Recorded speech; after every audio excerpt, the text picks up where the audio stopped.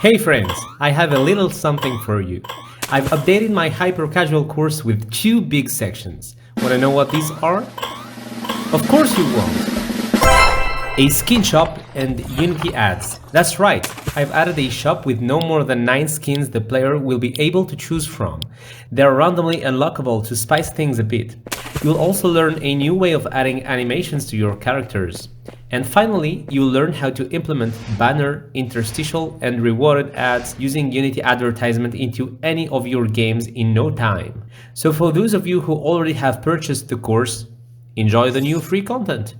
If you did not get it, join the train right now and learn a bunch of hyper-casual tips and tricks. Click on the link in the description and start learning. Of course, you can subscribe at any time for more free content.